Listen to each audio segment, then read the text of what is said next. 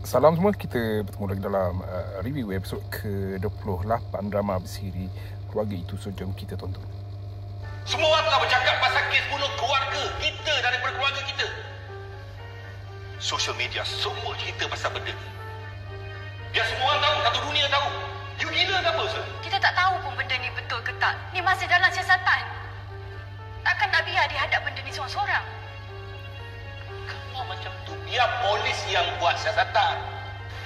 No. Kita kena hire lawyer untuk Mia. Tapi tak logik Mia tu, sampai kes bunuh. Ha? No. Adi tak nak pergi mahkamah. Adi tak nak terlibat lah.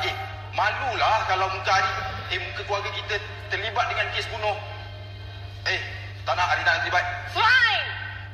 Kalau korang semua malu, biar ibu je yang handle. Cik, relax je. Cik, jangan emosi sangat, Cik. Kita tengah bincang.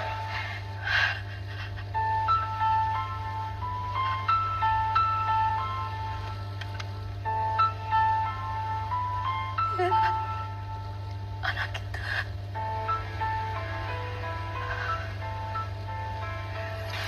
Dia salah ke? Dia betul ke?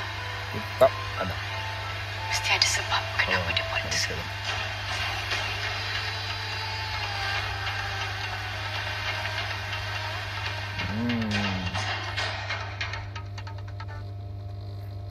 Lain macam pandangan Husna pada Iman.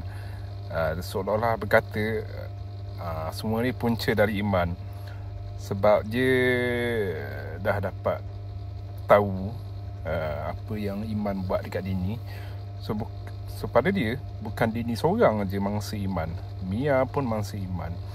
So bukan sebab Mia tu seorang remaja yang liar, tapi punca dia kat rumah. So kita tengok pandangan Husna tadilah. Saya rasa adegan ni masa adegan ni Cempaka belum Iman belum kantoi lagi lah dengan Cempaka.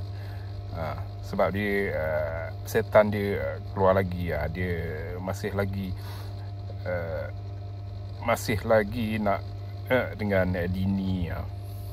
Dalam masa sama juga diorang ni bukan diorang, ada side lah. Ada side yang malu bila keluarga Iman dengan ni lah, dengan anak dia seorang lagi tu. Malu bila nama keluarga mereka mula bertular di sosial media. Sebab Mia ditangkap kerana kematian anak dia Jihad. Mia dengan Aman. Jadi bila dalam cerita ni lah, bila Iman ni orang yang berpengaruh, orang yang dikenali, jadi malulah jadi bandu. Jadi orang akan persoalkan, orang akan bertanya apa yang berlaku dalam keluarga itu ni, keluarga Iman. Semua orang dalam dunia media sosial ni, orang akan tularkan satu-satu ahli keluarga. Jadi malulah yang siap bukan Fatah Amin seorang lagi. Ada yang nak tolong Mia, ada yang nak hire lawyer macam Husna. Mak dia Cempaka nak take over. Mak dia Cempaka barulah dia function sebagai seorang mak. Kalau tak sebelum ni dia lah yang nak cari Mia, nak macam nak kurung dia dalam rumah tu. Memang nak kurung lah pun. Jadi supaya terusan dia jadi mangsa kepada Iman. Tapi Mia lari. So akhirnya itulah. Akhirnya macam rahsia keluarga ni sedikit demi sedikit mula terdedah.